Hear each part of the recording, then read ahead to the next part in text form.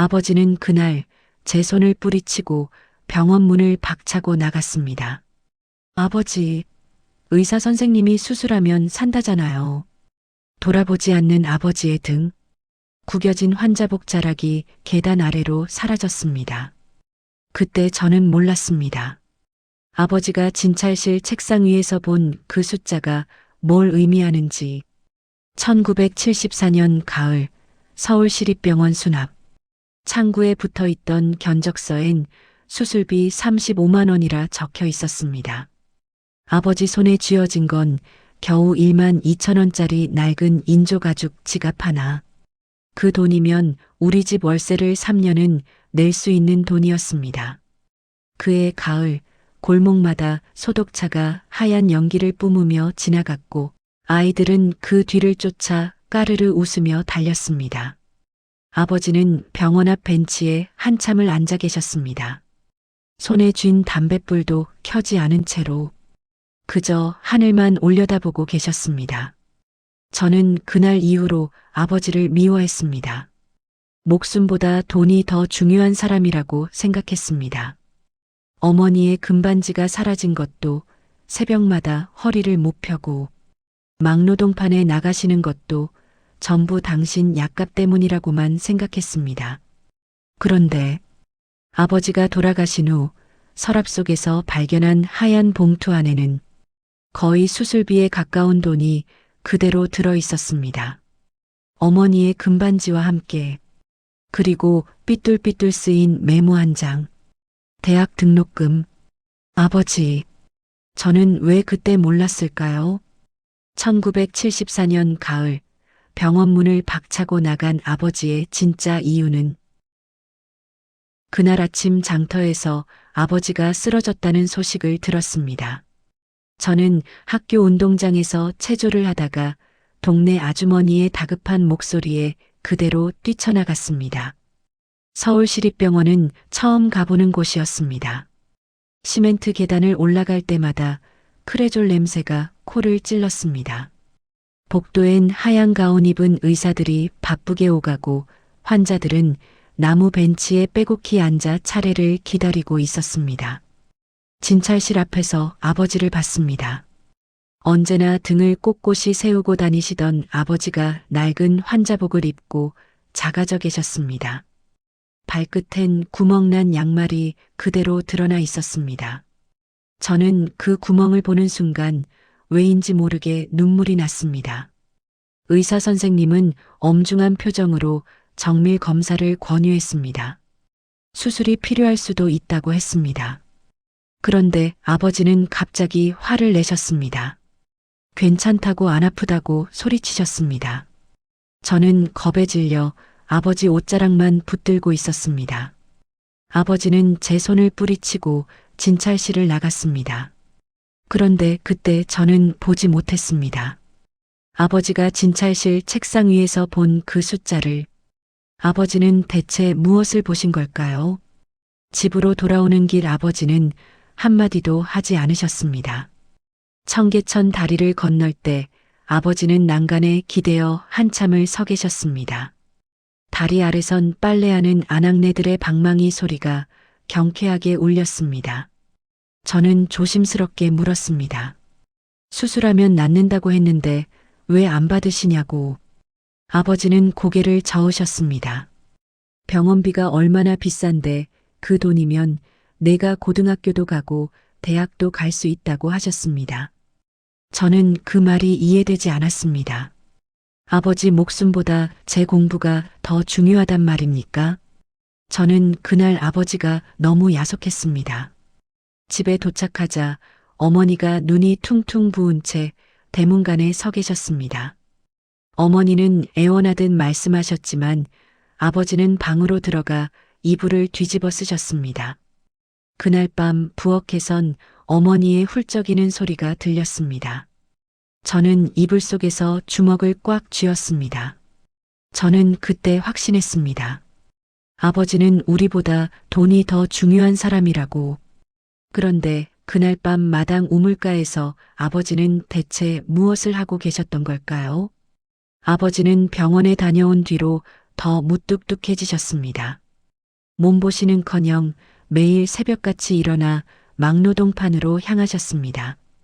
허리를 제대로 펴지도 못하면서 지게에 시멘트 포대를 지고 건설 현장 계단을 오르셨습니다. 저녁이면 땀에 젖은 작업복 차림으로 돌아오셔서 곤로 위에 올려진 맹물만 드셨습니다. 상 위엔 김치 한 접시와 된장 한 종지가 전부였습니다. 어머니가 미역국이라도 끓여드리려 하면 아버지는 버럭 소리를 지르셨습니다. 쌀이 얼마나 귀한데 물에 말아먹으면 된다고 하셨습니다. 저는 그런 아버지가 원망스러웠습니다.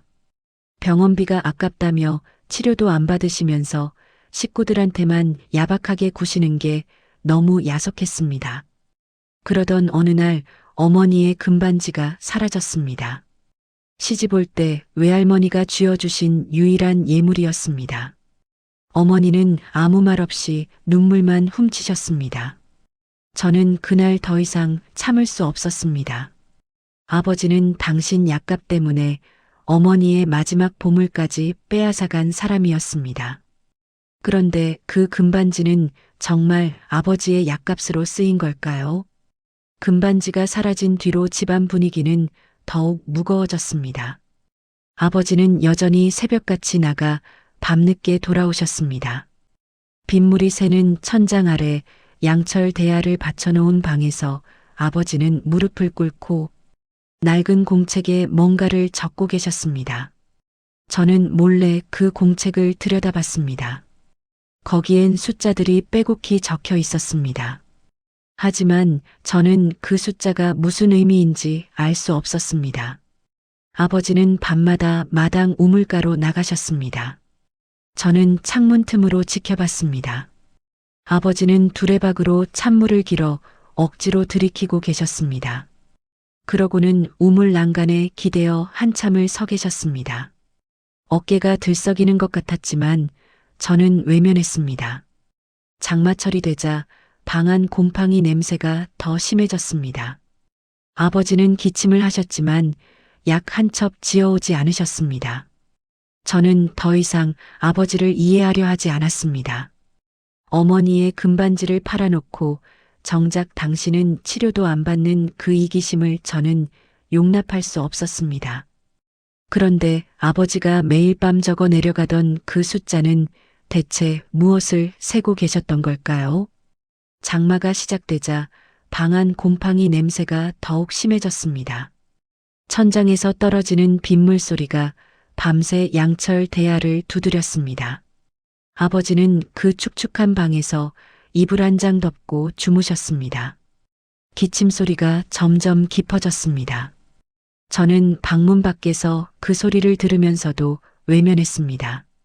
아버지는 새벽 4시면 어김없이 일어나셨습니다. 빗속에서도 막노동판으로 향하셨습니다. 젖은 작업복을 입고 돌아오시는 아버지의 얼굴은 점점 누렇게 변해갔습니다. 어머니가 약방이라도 가시라고 애원했지만 아버지는 고개를 저으셨습니다. 약값이 아깝다고 하셨습니다. 저는 그 말을 들을 때마다 분노가 치밀었습니다. 어머니 금반지는 팔면서 약값은 아까우시다니. 그의 여름 아버지는 점점 말라가셨습니다. 광대뼈가 툭 튀어나오고 손등 핏줄이 파랗게 드러났습니다. 저는 아버지를 볼 때마다 고개를 돌렸습니다. 미안함이 아니라 원망 때문이었습니다. 그런데 아버지는 왜 그 고통을 참으면서도 매일 밤 공책에 숫자를 적어 내려가셨던 걸까요? 아버지가 돌아가신 건 그해 가을이었습니다. 추석을 일주일 앞둔 날이었습니다.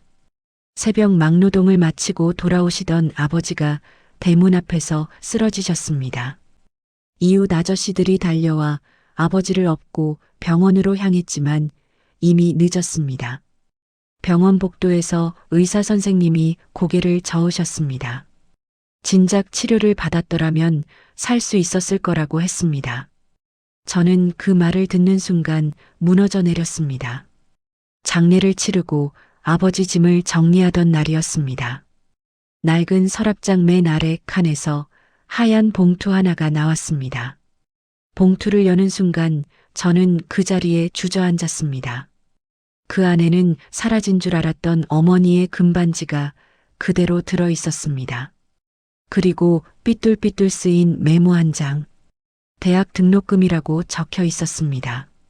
돈을 세어보니 정확히 아버지가 공책에 적어 내려가던 바로 그 숫자였습니다. 저는 그제야 깨달았습니다. 아버지는 금반지를 판 게 아니었습니다.